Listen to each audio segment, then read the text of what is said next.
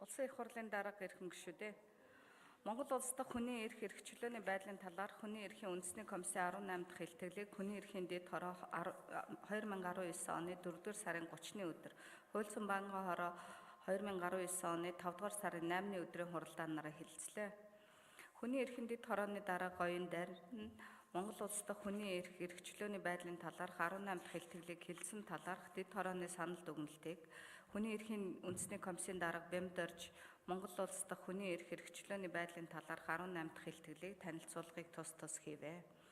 Банкны хороо илтгэл дурдгдсан Монгол улс дахь хүний эрхийн боловсролын талаарх бодлого, түүний хэрэгжилт, хөгжлөн бэрхшээлтэй эмэгтэйчүүдийн бэлгийн болон нөхөн үржихүй эрүүл мэнд, эрхийн асуудал, ажлын байран дахь бэлгийн дарамтын нөхцөл байдал, эрүүл шүүлтээс урьдчилан сэргийлэх үйл ажиллагаа, онцгой байдлын байгууллагын албан хаагчдын хөдөлмөрлөх эрхийн хэрэгжилт, гендерийн эрх тэгш байдлыг хангах тухай хуулийг хэрэгжүүлэх талаар төрийн холбогдох байгууллагын үйл ажиллагааны төлөв байдал гэсэн 6 бүлэг илтгэлийг хэлэлцлээ.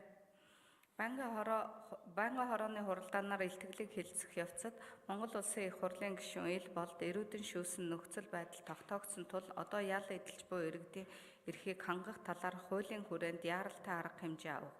хүний эрх эрхчлөөг зөрчиж байгаа байдлыг таслан зогсоож хохирлыг нөхөн төлөөлөх, зөрчил гаргасан албан хаагчид хуулийн хариуцлага хүлээлгэх, улсын их хурлын гишүүн Зэ Мөнх Оргил хүний эрх эрхчлөөг хамгаалах, хангах, хянан шалгах, холбогдох дүгнэлт гаргах, хариуцлага тооцдог болгох зэрэг Хүний эрхийн үндэсний комиссийн эрх хэмжээг нэмэгдүүлэх хуулийг засгийн газар яаралтай өргөн мэдүүлэх, улсын их хурлын гишүүн Ил Мөнхбаатар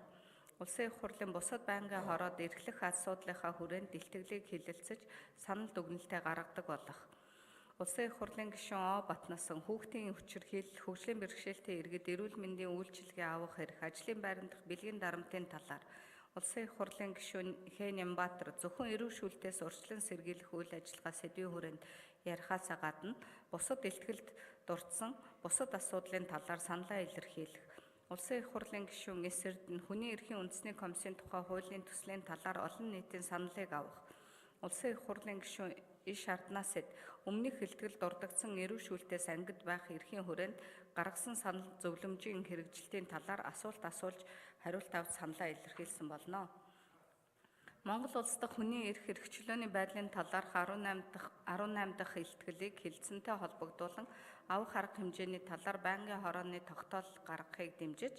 байнгын хорооны санал дүгнэлтийг улсын их хурлын чуулганы нэгдсэн чуулганаар хэлэлцүүлэх нь зүйтэй гэж үзсэн болно.